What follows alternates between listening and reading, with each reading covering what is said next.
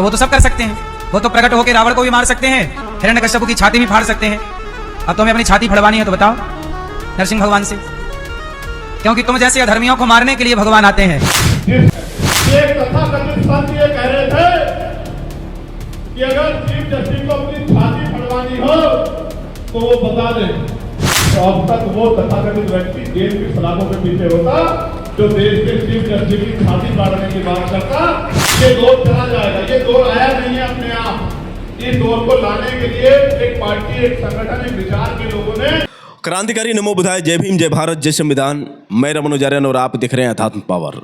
दोस्तों, कुछ ही दिन पहले भारत के पहले बौद्धिस्ट मुख्य न्यायाधीश यानी chief justice of India BR Gavai के खिलाफ अनिरुद्धाचार्य यानी गोबर बाबा, छठी फेल, ये खलासी बाबा, कंडक्टर बाबा, पाखंडी बाबा ने जिस तरह से CJI BR गवई को धमकी दी, छाती फाड़ने को लेकर जिस तरह से इसने धमकी दी थी, वो वीडियो काफ़ी तेज़ी से वायरल हो रहा है। आपको बता दें कि जो भी अम्बेडकरवादी इस वीडियो को सुन रहा है उसके बाद उसके खून खौल जा रहे हैं, क्योंकि भारत के मुख्य न्यायाधीश चीफ जस्टिस BR गवई, लोग कहते हैं कि ये बाबा साहब डॉक्टर भीमराव अंबेडकर के विचार पर चलने वाले पहले चीफ जस्टिस हुए हैं, क्योंकि भारत के पहले बौद्धिस्ट मुख्य न्यायाधीश चीफ जस्टिस BR गवई हुए हैं। इसीलिए आज जितने भी मनुवादी हैं उनके लिए सिरदर्द का कारण बने हुए हैं CJI BR गवई। आपको बता दें कि विष्णु मूर्ति के याचिका को लेकर सबसे पहले विवाद शुरू हुआ।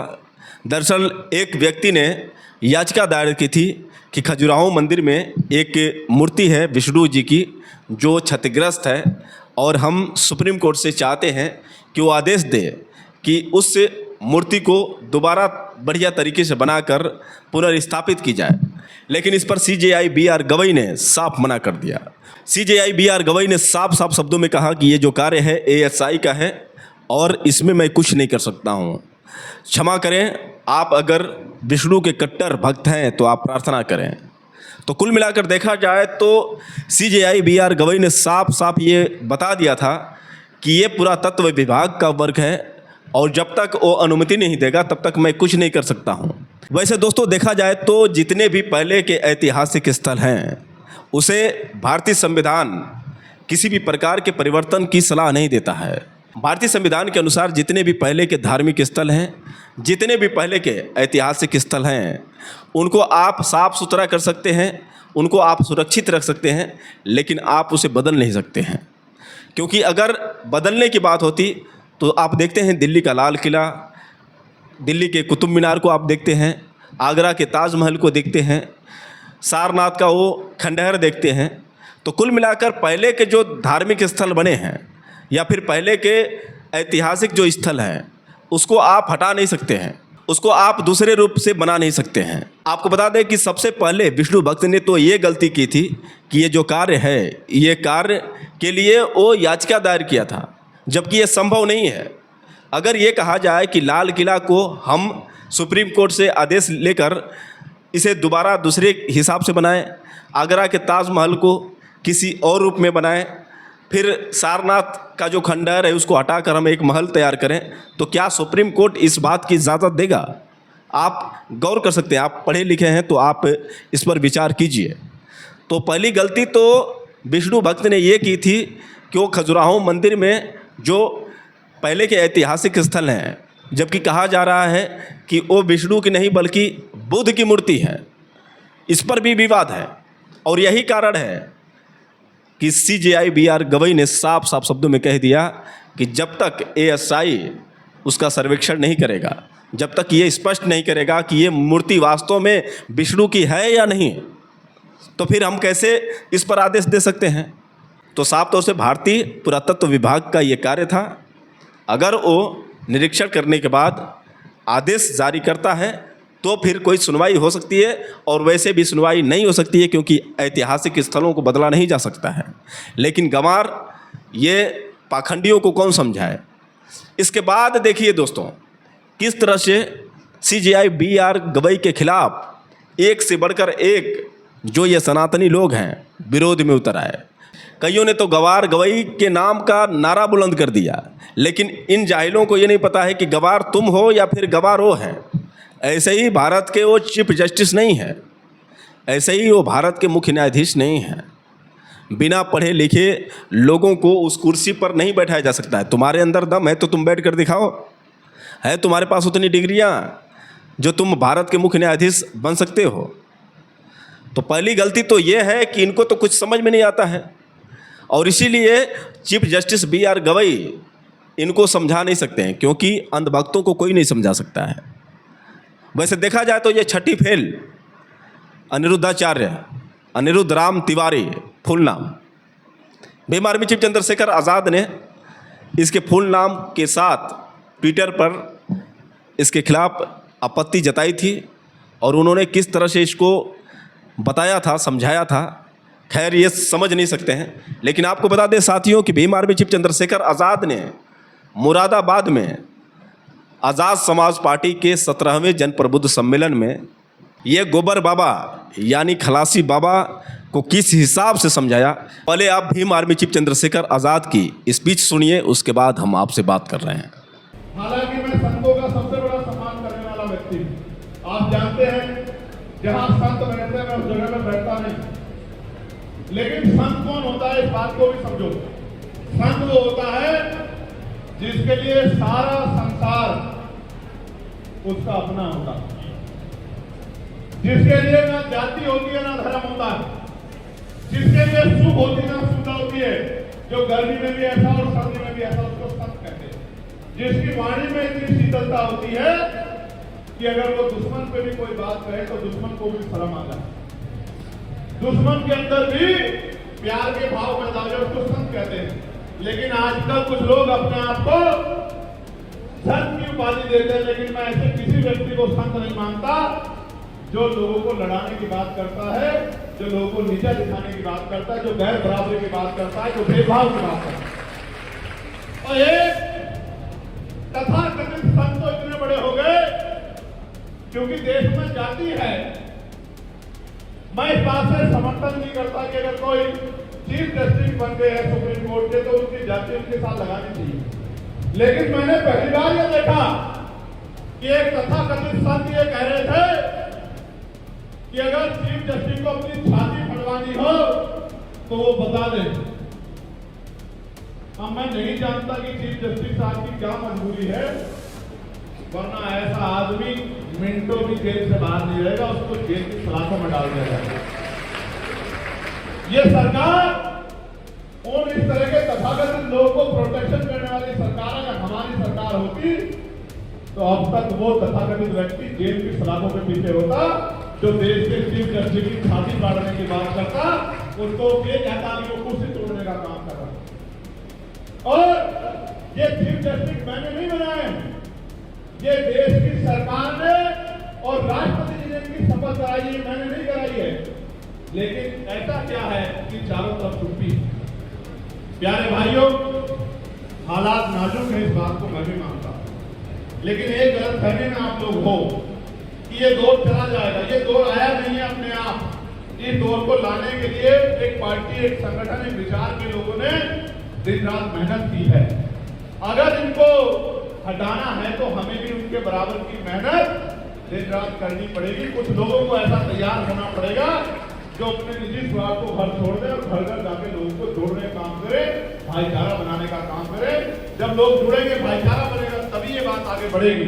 तो दोस्तों, आपने सुना किस तरह से भीम आर्मी चीफ चंद्रशेखर आज़ाद ने ये बात कही कि संतों का स्वभाव अलग होता है। संत वो होते हैं, संत में इतनी शीतलता होती है कि अपने दुश्मन को भी वो शांत कर देते हैं।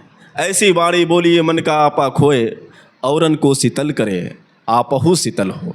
ये संतों की वाणी है। बुरा जो देखन मैं चला, बुरा न मिलिया को, जो मन खोजा आप में मुझसे बुरा न कोई। तो दोस्तों, संत की महिमा बहुत बड़ी बात है, और संतों की बात यदि करें तो एक से बढ़कर एक भारत में संत हुए हैं जिनकी वाणी आज भी अजर और अमर है। उन्हीं वाणियों में से कुछ शब्द लेकर ये लोगों को उल्लू बनाते हैं।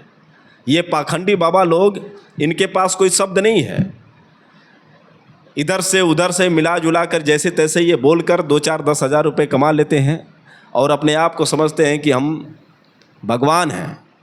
ये खुद को भगवान भी कहते हैं। लाखों लोग इनके चरणों में गिरते हैं, अंधभक्त लोग, और ऐसे ऐसे गोबरों को भगवान समझते हैं। ज़रा सोचिए कि छठी फेल आदमी जिसकी औकात एक सफाई कर्मचारी के लायक भी नहीं है, लेकिन आज ये लाखों लोगों के लिए भगवान है। पहले ये खलासी का काम किया करता था ट्रक में, उसके बाद बस में कंडक्टर का काम किया। जब इसने देखा कि कोई कमाई का जरिया नहीं है, अब ऐसे भैया कौन पूछने वाला है, नौकरी तो लगेगी नहीं, छठी फेल को कौन नौकरी देगा। इसने दिमाग में लगाया भाई कि इस तरह से तो हम पसीना बहाते बहाते थक जाएंगे, ना घर बना पाएंगे ना कुछ कर पाएंगे, और वैसे भी खलासी या कंडक्टरों की क्या औकात होती है आप अच्छी तरह से जानते हैं। 5-10 हज़ार से अधिक मिलते नहीं हैं। अब इसने सोचा कि कौन सा तरीका अपनाऊं जिससे मैं करोड़पति बन जाऊं। और दोस्तों देखिए इसका दिमाग, ब्राह्मण तो था ही, अब इसने दिमाग लगाया यार कि लोगों को आसानी से बेवकूफ़ बनाने का फार्मूला जो है बाबा बनने में है। देखिए दोस्तों, अब इसके बाद ये वृंदावन में जाकर ट्रेनिंग करने लगा। ट्रेनिंग करने के बाद अब सीधे भागवत कथा पर नंबर लगाया, और भागवत कथा करते करते आज समझिए इसके पास करोड़ों अरबों रुपए हैं। एक दिन का इसका चार्ज 2 से 3 लाख रुपए बताया जा रहा है, और यदि साप्ताहिक भागवत कथा करानी है तो उसके लिए ये 10 से 15 लाख रुपए डील करता है। कुल मिलाकर देखा जाए तो यूट्यूब की कमाई, सोशल मीडिया पर जो विज्ञापन की कमाई, साथ ही साथ जिस तरह से ये लोगों से चंदा वसूलता है, लोग इसे दान में जो देते हैं, ऊपर से ये अपने कार्यक्रम का पैसा लेता है, तो करोड़ों की कमाई इसकी महीने की है। ऐसे ढोंगी बाबाओं को लोग भगवान समझते हैं, और जो लोग ये कहते हैं कि हम गलत कह रहे हैं, हम उनकी डिग्री पर सवाल खड़ा करते हैं, हम इनके व्यवहार पर सवाल करते हैं। लेकिन ये आप लोगों ने अच्छी तरह से देखा है कि ये बाबा ढोंगी ही नहीं बल्कि व्यभिचारी भी है। कुछ महीने पहले इसने जिस तरह से भारतीय महिलाओं को अपमानित किया था, जिस तरह से इसने खुले मंच पर यह कहा था कि 25 वर्ष की लड़की अगर उसकी शादी होती है तो कैसे संस्कारी बहू बन सकती है। 25 वर्ष में तो कई लोगों से मुंह मरवा कर आती है, तो आप कैसे उम्मीद कर सकते हैं कि वो संस्कारी बहू हो सकती है। इस चुतिये को कैसे पता कि हमारे देश की नारियां इतनी गिर चुकी हैं जो 25 वर्ष की उम्र में मुंह मरवा कर आती हैं। खैर इसकी बहन होगी या नहीं ये मुझे तो पता नहीं है, लेकिन इसके जो चरित्र हैं ये दर्शाते हैं कि भारतीय महिलाओं के प्रति इसकी कितनी घटिया सोच है। अगर इसकी बहन होती, वो 25 वर्ष की होती, तो फिर इस तरह से बात नहीं करता। इसके कहने का मतलब साफ है कि बाल विवाह होनी चाहिए, बचपन में बच्चियों की शादी कर देनी चाहिए, बच्चियों को पढ़ाना नहीं चाहिए। 25 वर्ष तक जाते जाते कई लड़कों से मुंह मरवा कर आती है। सोचिए इस नलायक पाखंडी बाबा जिसको आज लोग भगवान समझ रहे हैं। और दुर्भाग्य देखिए अंधभक्तों की, जिन महिलाओं का इसने अपमान किया है वही महिलाएं आज इसके चरणों में गिर रही हैं। मैं पिछले वीडियो में बताया था कि 75% तो महिलाएं 25 वर्ष की पार की होती हैं, लेकिन देखिए यही महिलाएं पहले विरोध कर रही थी, लेकिन यही महिलाएं इसके चरणों में गिर रही हैं। ऐसे ढोंगी बाबाओं को अगर ऐसी महिलाएं लात मार दी होती तो शायद ये ढोंगी बाबा की औकात पहले ही से समझ में आ गई होती। लेकिन खैर अंधभक्तों की दुनिया है, अंधभक्तों की नगरी है। कहते हैं ना कि कितना भी कह लो कुछ असर नहीं पड़ने वाला है। यही हमारे देश की जनता की सबसे बड़ी हकीकत है। अंधभक्ति में इन पाखंडी बाबाओं के चक्कर में इतने पागल हैं कि इनके लिए कुछ भी कर सकते हैं। आसाराम बापू जेल में है, बलात्कारी घोषित हो गया, राम रहीम बलात्कारी घोषित हो गया, लेकिन देखा जाए तो उनके अंधभक्त आज भी उनको भगवान मानते हैं। तो दोस्तों आप समझ सकते हैं कि ये बाबा कुछ भी कर देंगे, लेकिन अंधभक्ति इस कदर से हावी है कि ये भगवान थे, हैं और इन अंधभक्तों के रहेंगे। बहुत कुछ ऐसे आते हैं जो कमेंट करते हैं जिनको बुरा लगता है, क्योंकि अंधभक्ति ही इनका समर्थन कर सकते हैं। कोई अम्बेडकरवादी, कोई बौद्धिस्ट नहीं कर सकता है। और जिन महिलाओं को अपनी इज्जत प्यारी है वो कतई इस बाबा का समर्थन नहीं कर सकती हैं। लेकिन जिन महिलाओं को लगता है कि बाबा जो भी कुछ कह रहे हैं सही कह रहे हैं, जो भी कुछ कर रहे हैं सही कर रहे हैं, तो उन महिलाओं के लिए क्या कहा जाए। वैसे दोस्तों, चीफ जस्टिस B.R. गवई के खिलाफ जिस तरह से इसने अपमानित शब्दों का प्रयोग किया है, ये आज भी अम्बेडकरवादियों के लिए सिरदर्द बना हुआ है। जब तक ये जेल नहीं जाएगा तब तक अम्बेडकरवादियों को चैन नहीं मिलेगा। वैसे दोस्तों, मैं आपको बता दूं कि खबरों के मुताबिक सुनने को आ रहा है कि ये भारत छोड़कर लंदन भाग गया है।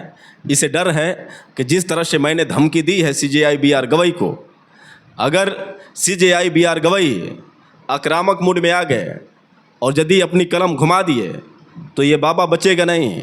इतना तो साफ पता है कि ये जेल की हवा खाएगा। चंद्रशेखर आज़ाद ने यह साफ तौर से कहा कि अगर मेरी सरकार होती तो ये सलाखों के अंदर होता। इस तरह से ये ढोंगी बाबा आपके सामने दिखता नहीं है। अगर मेरी सरकार होती, आज़ाद समाज पार्टी की सरकार होती, तो मैं इसे अब तक सलाखों में डाल दिया होता। तो भीम आर्मी चीफ चंद्रशेखर आज़ाद ने पहले भी इसे एक्सपोस्ट पर जमकर रेला था, उसके बाद मंच पर भी इस पाखंडी बाबा को भीम आर्मी चीफ चंद्रशेखर आज़ाद ने जमकर रेला। तो दोस्तों, आप समझ सकते हैं कि ऐसे ढोंगी पाखंडी बाबाओं का जो दौर है और इनको किस तरह से संरक्षण ये सरकार दे रही है, ज़रा सोचिए। अभी इसने बयान तो दिया ही था कि भगवान विष्णु ने प्रहलाद को बचाने के लिए खंबे से किस तरह से नरसिंह का रूप धारण किया था और उसके बाद हिरण्यकश्यप की छाती फाड़ी थी। अगर तुम्हें छाती फाड़नी हो तो बताओ, क्योंकि तुम्हारे जैसे दुष्टों के लिए ही भगवान जन्म लेते हैं, भगवान इस धरती पर प्रकट होते हैं। खैर, वो नहीं आ सकते क्योंकि उनके लिए हम ही काफ़ी हैं। मतलब ये है कि अनिरुद्धाचार्य की चले तो ये CJI B.R. गवई की छाती फाड़ दे। अभी अनिरुद्धाचार्य के ऊपर लोगों का गुस्सा तो शांत हुआ ही नहीं था, तब तक एक और गलती कर दिया बुलडोज़र बाबा ने। योगी आदित्यनाथ जो वर्तमान उत्तर प्रदेश के मुख्यमंत्री हैं, आपको बता दें कि आई लव मोहम्मद का जो विवाद था और जिस तरह से मुसलमानों ने आई लव मोहम्मद को लेकर सड़कों पर प्रदर्शन किया था, और आपने देखा कि किस तरह से योगी आदित्यनाथ ने अपने पुलिसों से इनको बुरी तरह से पिटवा दिया था, लाठीचार्ज करवा दिया था। और इस तरह से लाठीचार्ज हुआ था कि बेचारे जैसे मालूम पड़ रहा था कि अपराधी हैं, चाहे बच्चा हो, चाहे जवान हो, चाहे बुज़ुर्ग हो, सभी को लाठियों से पीटा जा रहा था। भाग रहे थे अपनी जान बचाकर, चप्पल जूता छोड़कर वहीं पर। और इसके बाद जिस तरह से योगी आदित्यनाथ की स्पीच वायरल हो रही है, उन्होंने कहा कि माँ भवानी ऐसे ऐसे दुष्टों को ख़त्म करने के लिए आती हैं। क्या कहा था? और योगी आदित्यनाथ ने, पहले आप योगी आदित्यनाथ का ये वीडियो देखिए, उसके बाद हम आपसे बात कर रहे हैं। जब भी कोई हिंदू पर्व और त्योहार आता है, उनको गर्मी आने लगती है और उनकी गर्मी को शांत करने के लिए हमें डेंटिंग पेंटिंग का सहारा लेना पड़ता है। बहनों और भाइयों, आपने देखा होगा, महापुरुष किसी भी परंपरा में हो, उनका सम्मान होना चाहिए। आस्था अंतःकरण का विषय है, प्रदर्शन का विषय नहीं हो सकता। जिसकी जो आस्था है, अपनी आस्था के अनुसार अपने कार्यक्रमों को संपन्न करे, किसी को आपत्ति नहीं होगी। लेकिन आस्था के नाम पर तोड़फोड़ करोगे, आस्था के नाम पर आगजनी करोगे, आस्था के नाम पर राह चलते हुए नागरिकों पर हमला करोगे, बेटियों का जीना हराम करोगे और व्यापारियों के प्रतिष्ठानों पे आगजनी करोगे, पुलिस पर हमला करोगे, तो छेड़ोगे तो फिर छोड़ेंगे भी नहीं, और एक बार छोड़ेंगे नहीं तो फिर छोड़ोगे भी कभी नहीं।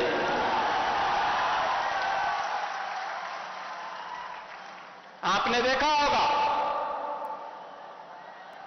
एक तरफ इस्लाम के में कहते हैं कि हम बुत परस्ती का विरोध करते हैं, ये उनका विषय है, उनका दर्शन है, उनकी फिलॉसफी है। हम तो मूर्ति पूजक हैं, हम मूर्ति पूजक हैं, भगवान की उपासना करते हैं। साकार ब्रह्म का भी और निराकार ब्रह्म की भी उपासना सनातन धर्म की इसकी इजाजत देता हमें। और इस्लाम का अनुयायी कहता है कि हम बुत परस्ती का विरोध करते हैं, उससे वे नफरत करते हैं। और दूसरी तरफ आई लव मोहम्मद कह करके अव्यवस्था और आगजनी तोड़फोड़ का सहारा ले रहे हैं। उन्हें मालूम है ये शारदीय नवरात्रि है, विजयादशमी का पर्व है, और शारदीय नवरात्रि को अगर अव्यवस्था पैदा करोगे, चंड मुंड बनकर के कार्य करोगे, तो मां भगवती कभी बर्दाश्त नहीं करने वाली है। मां भगवती तो ऐसे चंड और मुंडों को रोकने का ही कार्य करती है। इसीलिए सभी सनातन धर्मावलंबी मां भगवती दुर्गा की पूजा इसीलिए करती है। तो दोस्तों आप समझ सकते हैं, ये सनातनी, ये ढोंगी बाबा, खैर ये भी कभी मंदिर में घंटा बजाया करते थे, कभी मठ पर रहा करते थे योगी आदित्यनाथ, और आज ये सीएम की कुर्सी पर बैठे हैं। ये भागवत कथा करने वाली कुर्सी पर बैठा है। दोनों बाबा ही हैं, एक बुलडोज़र बाबा और एक खलासी बाबा, लेकिन विचारधारा दोनों की मैच है। समझ सकते हैं, एक तरफ ये कह रहा है कि भगवान विष्णु ने नरसिंह का अवतार लिया था और ऐसे ऐसे दुष्टों के लिए ही वो जन्म लेते हैं, और वही दूसरी ओर सीएम योगी आदित्यनाथ ने भी ये बात कही कि माँ भवानी ऐसे ऐसे दुष्टों के लिए ही आती हैं। तो आप दोनों में जो सामंजस्य है, दोनों के अंदर जो तालमेल है, इसको आप अच्छी तरह समझ सकते हैं। तो कुल मिलाकर देखा जाए तो जो भी कुछ हो रहा है एक दूसरे से पूरक है, और ये एक दूसरे के साथ मिलजुल कर ही कार्य किया जा रहा है। तो संरक्षण जो है साफ तौर से देखा जाए तो योगी आदित्यनाथ का इस खलासी बाबा, कंडक्टर बाबा को, गोबर बाबा को मिल रहा है। वही देखा जाए तो ये सरकार भी है, आरएसएस की सरकार है, और आरएसएस जिस तरह से लगातार भारत को हिंदू राष्ट्र बनाने की कोशिश करता जा रहा है, भारतीय संविधान को मिटाने के लिए एक से एक चूतियों को बैठा रखा है, जैसे स्वामी आनंद स्वरूप, ये राम भद्राचार्य, ऐसे ऐसे लोग जो ये कहते हैं कि बाबा साहब डॉक्टर भीमराव अंबेडकर ने संविधान नहीं लिखा, बल्कि BN राव ने लिखा। बाबा साहब डॉक्टर भीमराव अंबेडकर राष्ट्रद्रोही, देशद्रोही थे। ज़रा सोचिए कि जो कुछ हो रहा है एक प्लानिंग के तौर पर हो रहा है। अलग अलग जगह पर ऐसे ऐसे लोगों को बैठाया गया है कि तुम हमला करो और गोदी मीडिया के सामने बैठ बैठ कर इंटरव्यू दो, सबको साबित करो कि बाबा साहब डॉक्टर भीमराव अंबेडकर संविधान निर्माता नहीं, BN राव थे। और संविधान निर्माता सिर्फ बाबा साहब डॉक्टर भीमराव अंबेडकर ही नहीं, बल्कि इनके साथ कई लोग थे, 100 लोग थे। ये जो बात सुनने को मिली थी राम भद्राचार्य से मिली थी, जो प्रधानमंत्री नरेंद्र मोदी के गुरु हैं। प्रधानमंत्री नरेंद्र मोदी ने भी दिल्ली के लाल किला में जाकर बाबा साहब डॉक्टर भीमराव अंबेडकर के साथ साथ कई लोगों का नाम लिए। प्रधानमंत्री नरेंद्र मोदी ने संविधान निर्माताओं में पुरुषों के साथ साथ कई महिलाओं का भी नाम लिए। सोचने वाली बात है साथियों। अब तक तो हम सुनते आ रहे थे कि भारतीय संविधान के निर्माता बाबा साहब डॉक्टर भीमराव अंबेडकर हैं, लेकिन अब जो है संविधान निर्माता पर ये जिस तरह से लगातार हल्ला बोल रहे हैं, कहीं ना कहीं बाबा साहब डॉक्टर भीमराव अंबेडकर को संविधान निर्माता नाम से हटाना चाहते हैं। ये बीजेपी की किस तरह से साजिश है आप समझ सकते हैं। एक और साजिश आपको मैं जाते जाते एक सूचना दे रहा हूँ। आरएसएस के 100 वर्ष पूरे होने जा रहे हैं, यानी आरएसएस का संगठन को 100 वर्ष पूरा होने वाला है, और इसी खुशी में विजयादशमी मनाएंगे। ये अमरावती में 5 अक्टूबर को, 5 अक्टूबर में ये अमरावती में विजयादशमी मनाएंगे, और उसी उपलक्ष्य में CJI BR गवई की माता कमल ताई को इन्होंने निमंत्रण भेजा है, और इसलिए भेजा है कि ये मुख्य अतिथि के तौर पर आएंगी। ज़रा सोचिए कि कितनी बड़ी साजिश है। एक तरफ यही सनातनी लोग BR गवई को टारगेट किए, हिंदू धर्म विरोधी बता दिए, ये बता दिए कि ये अम्बेडकरवादी नहीं चाहता है कि हमारे सनातन लोग खुश रहें, हमारे देवी देवताओं का मंदिर बने, मूर्ति बने।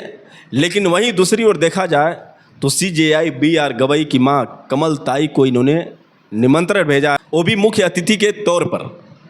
अब यहाँ पर आप समझ सकते हैं कि किस प्रकार का षड्यंत्र है। वैसे कहने को तो ये खबर साफ निकल कर आ रही है कि CJI BR गवई की मां कमल ताई ने मना कर दिया है। उन्होंने साफ तौर से ये बात कह दी है कि हम नहीं आ पाएंगे। खैर वो बौद्धिस्ट हैं, शुरू से ही ये लोग बौद्धिस्ट रहे हैं। इनका विजयादशमी से और न ही आरएसएस से कोई किसी प्रकार का लेना देना है।